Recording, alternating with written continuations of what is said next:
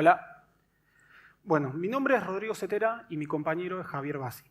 Nosotros somos parte de un equipo de intelligence en el cual, entre otras cosas, hacemos análisis de malware.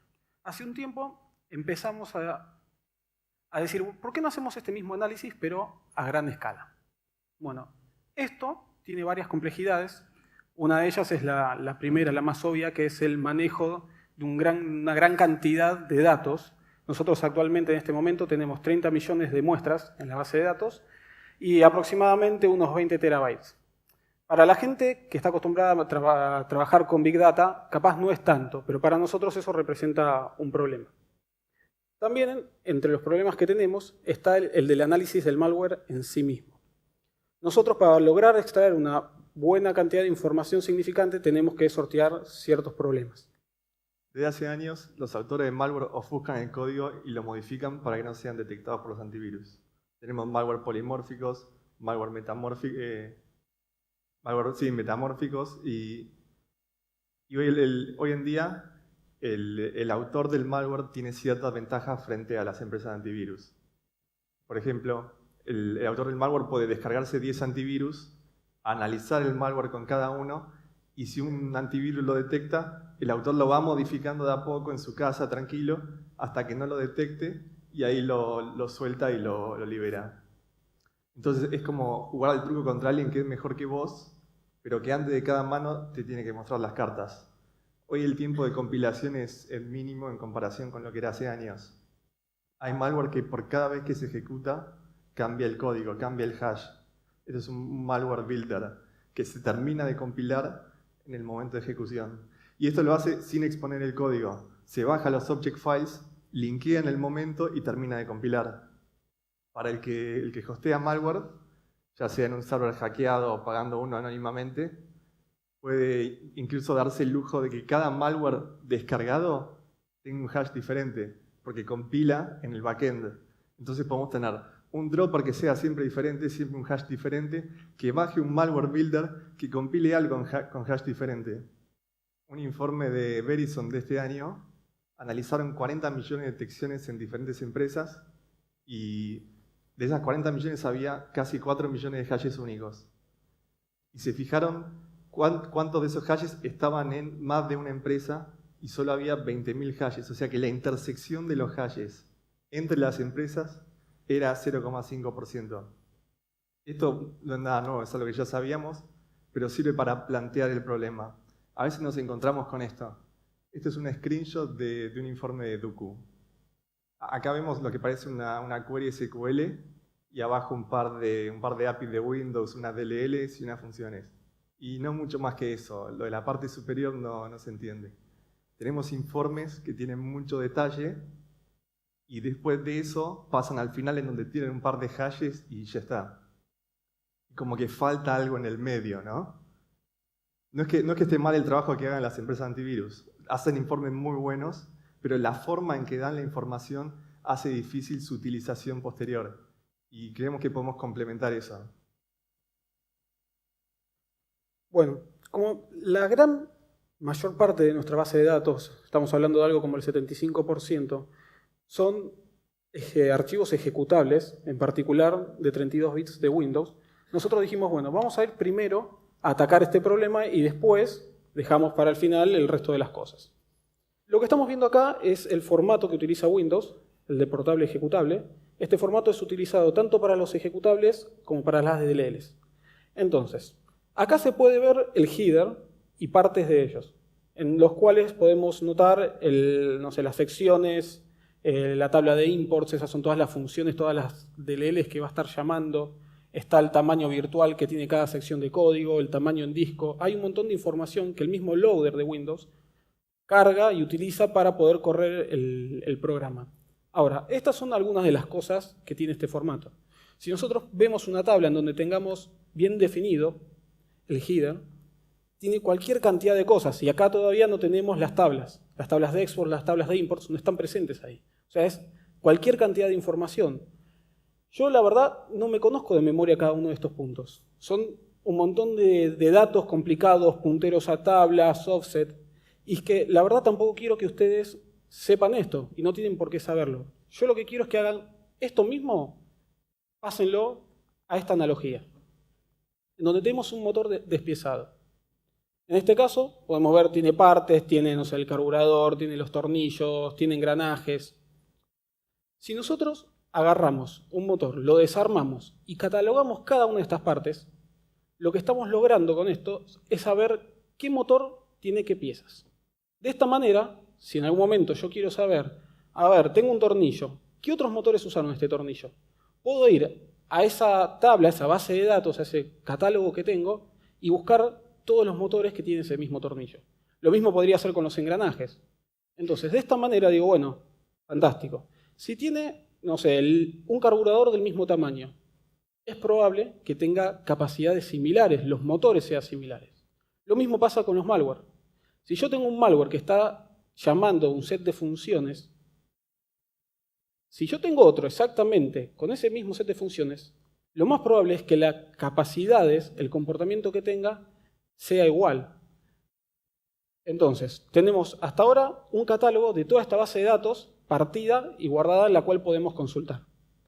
Sí, para familiarizarnos un poco con el dataset, dijimos, bueno, ¿cuál es el tamaño promedio de las muestras de los 30 millones de malware? Y terminó dando 100 kbs y con una distribución normal, una campana de Gauss. Después dijimos, bueno, dado que tenemos la información separada, clasificada, indexada, ¿cuál sería el peor día del malware, entre comillas, que vendría a ser el día en donde más malware se compiló? Nos podemos fijar en el timestamp de los malware. Y estábamos en la oficina debatiendo, bueno, ¿qué día será? ¿Un día del 2015? ¿Un día del 2016, dado que cada vez hay más malware, más hashes? Y pensamos, no, debe ser el timestamp 0, el epoch 0, porque los autores de malware suelen eliminar la metadata y eliminan donde está el timestamp y llenan con ceros. Entonces, el día más común va a ser el 1 de enero de 1970, que es donde empieza a contar el Unix Time. Y al final no, a ninguno le pegó. Dio el 19 de junio de 1992. ¿Qué pasó ese día? ¿Qué nos perdimos, no? Y empezamos a buscar, empezamos a googlear y descubrimos que hay una versión de Delphi, varias versiones de Delphi, donde hay un bug en el linker y al momento de linkear los object files termina hardcodeando un timestamp. Entonces ya de prepo sabemos que todos esos archivos fueron hechos en Delphi. Y esto es como está bueno la información hablándonos a nosotros, diciendo no, lo que pensaban nada que ver, así es como está la data.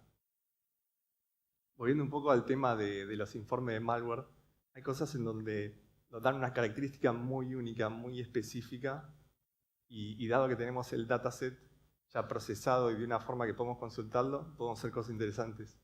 Hicimos un frontend en Angular para consultar por más de 150 características. y una de esas... Y una de esas son los DLLs. En el caso de Stubnet, tenemos el DLL de Step 7 de Siemens, que es un DLL que se ocupa de la comunicación entre el WinCC y el PLC. Y le podemos decir al sistema Codegiga, bueno, tráenos todos los DLL, todos los malware que usen este DLL específico. Y con una query buscamos y nos devuelve todos. Otro tipo de consultas es por el original file name. Ah, una cosa más.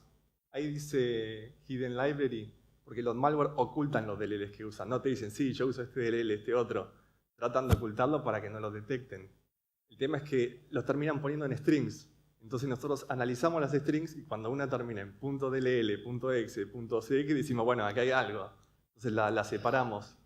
El tema es después cómo encontramos qué función usó de esa DLL, ¿no? Sabemos que usó esa DLL, que la ocultó, no sabemos qué función usó.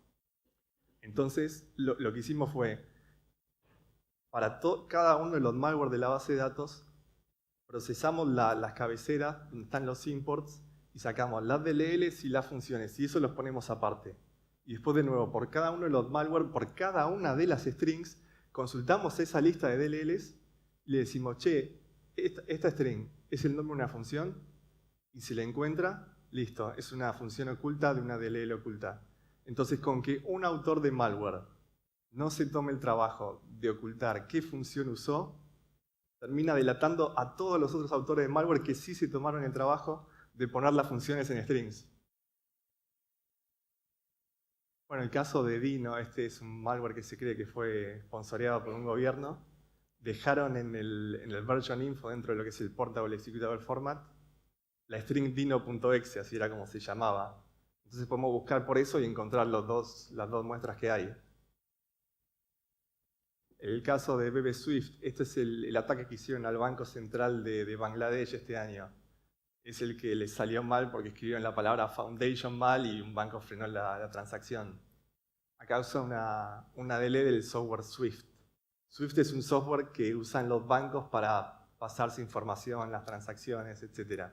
Le dijimos al sistema, bueno, ¿cuántos malware hay que usan la DLL libhoradb.dll? Y en toda la base de datos, en los 30 millones, solo hay uno, que es el de este ataque. Entonces esto es una buena forma de identificar las cosas y de encontrarlas. Uno podría tener un script que dice, bueno, avísame cuando aparezca otro malware que use esta DLL, porque va a ser algo grande, ¿no? El caso de Zeus o Seabot, este es un banking trojan muy conocido. De este hay un montón de versiones, todo el tiempo salían nuevas, el antivirus lo detectaba.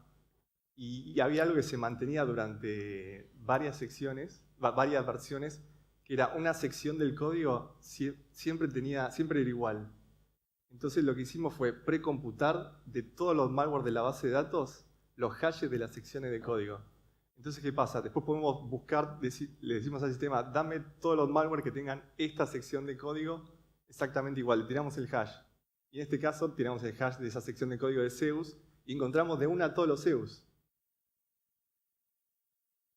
Bueno, ahora nosotros, fantástico, podemos hacer estas búsquedas, encontrar el malware que tiene cierta particularidad, que tiene una sección de código en particular. Pero todo esto está basado en información que nosotros ya conocemos de antemano. O sea, nosotros ya sabíamos que Zeus tenía esa sección de código. Nosotros ya sabíamos que DLL usaba el Stuxnet. Entonces, nos pusimos a pensar, ¿de qué manera podemos hacer esto de forma tal que cuando ponemos una muestra nos busque todas las que son similares? Entonces, una de las tantas noches en la oficina, tipo 9 de la noche más o menos, algo normal para nosotros, estábamos en un brainstorming, tirando ideas, pensando qué podríamos hacer. Ya teníamos tablas con las cantidades de veces que se usaba una sección de código, una import. Y en un momento me vino un recuerdo de la facultad, muy, muy lejano por ahí, perdido en el olvido, de algo que había visto que era similar a eso. Me pasé el día siguiente buscando por todos los apuntes que tenía, porque encima el apunte que lo tenía lo pasé varias veces y no lo vi. Era una anotación al margen, donde tenía las fórmulas estas. Esto es un método conocido que se utiliza para la búsqueda de documentos, pero por texto. Entonces, ¿qué tiene que ver búsqueda de documentos por texto con la búsqueda de malware? Bueno, acá viene la analogía. La búsqueda por texto utiliza las palabras como términos. Y utiliza esos términos midiendo la frecuencia y haciendo estos cálculos, que ahora los vamos a ver. En el malware nosotros tenemos lo mismo, pero en vez de usar palabras, tenemos imports, tenemos exports, tenemos secciones de código, tenemos resources, tenemos el timestamp del archivo, tenemos el size. Tenemos un montón de características que podemos usar como si fuesen términos. Y encima ya sabemos cuántas veces aparece cada uno. Con este algoritmo lo que se hace es contar y ponderar cada una de las búsquedas en base a la frecuencia de ese término. Tiene dos partes. Una que es la frecuencia del término en sí dentro del documento. En nuestro caso, como cada término aparece una sola vez dentro del documento, con importar la import una sola vez, ya está. No es que lo vamos a tener varias veces repetido con un archivo de texto. Todo ese término se termina transformando en un 1. Ahora el segundo término, que pondera la cantidad de veces que aparece ese término dentro de todo el set de documentos, ese sí es importante, porque nosotros tenemos esa información exactamente. Entonces, lo que logra esto es decir, bueno, si vos tenés algo que aparece en muchos documentos, fantástico, no le des bola. No sirve de nada porque está en todos lados. Si yo hago una búsqueda y digo, tráeme todas las muestras que tenés que utilizan getProcAddress. Fantástico. GetProcAddress es una función que se usa 12 millones de veces dentro de la base de datos que tenemos. O sea, nos traería la mitad de la base de datos arriba. No tiene sentido. ¿Por qué? Porque está repetido un montón de veces. Ahora, si vos te encontrás con DLLs como la del Step 7, que aparece pocas veces, a esas le tengo que dar más peso. Sí, lo primero que hicimos, probamos este algoritmo con el malware Zeus y nos encontró varios Zeus. Acá el primero es por el cual buscamos y los siguientes son los que encontró ordenados de mayor a menor similitud. Pero visto en un gráfico sería así, el tamaño de la burbuja es proporcional a qué tan similar es. Y como acá hay muchos, lo separamos también por colores. El que está en colorado en el medio es por el cual buscamos, el de la derecha es otro prácticamente idéntico. Los que están en naranja son muy similares, en amarillo ya son similares, y los que están en azul ya tienen algún aire, digamos, hay alguna cosa que el algoritmo le identifica, pero ya podrían ser otra cosa. Y hay uno en verde abajo a la izquierda, ese es que no lo detectó ningún antivirus. Este algoritmo lo vamos probando con los malware que salen día a día. Sacamos los hashes de los informes, tiramos el hash ahí, y cada tanto nos encontramos con que encontramos más malware del que está en el informe, ¿no? Entonces contactamos a la empresa de antivirus y decimos, che, encontramos estos dos más. Y a veces los tienen y no los habían publicado, y otras veces no. Y podemos saber cuando no los tienen porque el antivirus no lo detecta. Acá hicimos lo mismo, probamos a buscar los similares de Duku, y encuentra otros 5 Dukus, visto en encuentra menos que Zeus, pero es más interesante. Los primeros 5 son Duku, similaridad 63, 53, 43, 43, y después se da algo, hay un salto a 34,7% de similaridad y aparece Stuxnet. Bien, ya se había hablado que estos dos malware tenían que ver. Esto no es una opinión personal, no es algo subjetivo, no es que yo dije, sí, los dos usan 0D y los dos usan certificados. Acá fue un algoritmo que lo encontró que dice, che, estos... Porque atrás figuraba en azul Stuxnet. Digamos, no es similar, pero hay un aire. Y el algoritmo encontró eso. En base a las imports, en base a las funciones que usa, dice, epa, de los 30 millones que hay en la base de datos, lo más parecido a estos 5 Dukus es Stuxnet. Bueno, ahora tenemos también otra particularidad en esta tabla. Fíjense que está ordenado por fecha esto. De la derecha pueden ver que empieza en el 2010, después aparecen otros por ahí en el 2011 medio desordenados, y después pasa al 2009. Nosotros podemos casi trazar cronológicamente cómo se fue desarrollando, cómo fue evolucionando el malware. Fíjense que nosotros después de pasar de Duku A, pasamos a la versión B de Stuxnet. Y recién en similaridad pasamos a la versión A de Stuxnet. O sea, podemos trazar directamente la similitud entre uno y otro. No es algo que nosotros decimos, es similar porque decimos que es así. El algoritmo, buscando por funciones, por secciones, encontró esto. Claro, acá no hay nada hardcodeado, no hicimos nada extraño. Claro. Es el TF y DF, el algoritmo original. Bien, las dos primeras muestras dice 100% de similitud. La primera es por la cual nosotros realizamos la búsqueda, por lo tanto tiene sentido de que tenga 100%. Ahora la segunda, que dice 100%, en realidad no es un 100% exacto, no es un 100% binario, es un 100% en base a las cosas que se consideran importantes. Acá podemos ver una comparación entre la información extraída de las dos muestras. No sé si llegan a ver ahí, pero el size en los dos es exactamente el mismo, así como las funciones, el timestamp, las strings que utiliza y hasta la entropía del archivo es muy parecido. Otra de las cosas que queríamos averiguar del dataset es cuál es la sección de código más popular que más veces aparece. Dado que teníamos precomputados todos los hashes de todas las secciones de código de todos los malware, dijimos, bueno, a ver qué sale. De nuevo, el tamaño de la burbuja es proporcional a la cantidad que encontramos. Pensamos originalmente que iba a salir Zeus, que es el malware más conocido, que ya sabemos de antemano que las secciones se usan, etc. Pero otra vez la data nos dice, no es así. El más popular es Nullsoft Installer. Se ve que toman código. El Nullsoft Installer es un instalador tipo el Instant Shield. Vos tenés tu propio exe y armás un instalador con el Nullsoft Installer. Y se ve que ese es el más conocido, el más popular. Lo usan para hacer los instaladores y adentro mete el malware. Después está el código de 7-zip, el 7-zip self-extractor, para hacer un zip auto-extractable, digamos. Y después el TSU loader, es un adware que venía en un instalador chino. Bueno, acá tenemos uno de esos famosos catálogos en los cuales tenemos el elemento que estamos analizando y la cantidad de veces repetidas. El primero es getProc_address, como les dije antes, 12 millones de veces, bastante. Y el resto son funciones también de kernel 32 que se usan un montón de veces. Claramente kernel 32, como es una librería básica para la ejecución, está en todos lados. Por eso es que después termina teniendo poca ponderación. Ahora, nosotros decimos, estas imports que tenemos acá, le dan cierta característica, cierto comportamiento al malware. ¿Por qué? Si yo estoy importando alguna funcionalidad de WinSocket, por ejemplo, no es porque voy a ir a tomar el café, es porque voy a hacer una conexión socket. ¿Se ve eso? Entonces, vamos a ver cómo se ve esto plasmado, distribuido. ¿Cuál sería el pantallazo general de todo esto? Deme un segundo.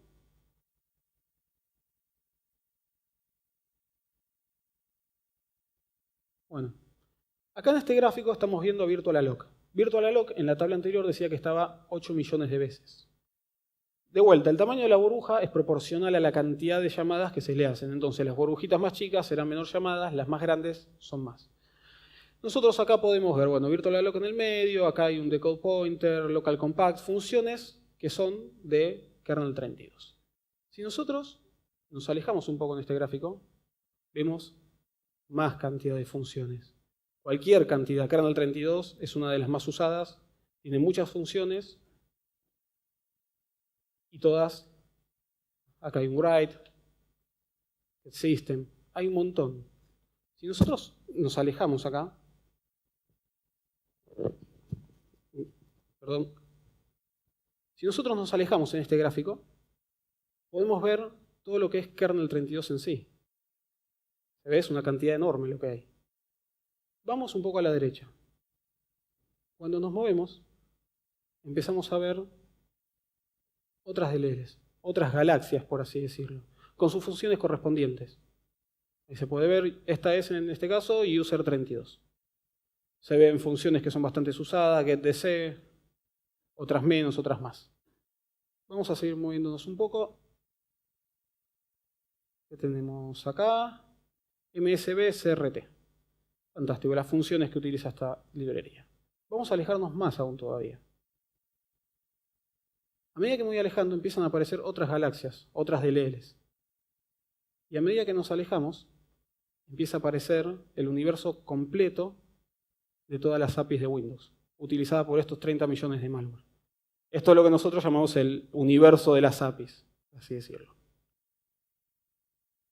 La variedad de esto es lo que hace que el algoritmo funcione, ¿no? Si tuvieras 1000 funciones, todo el mundo usa las mismas 1000, ya está, no hay forma en que funcione, por más que uno las use más, otro las use menos.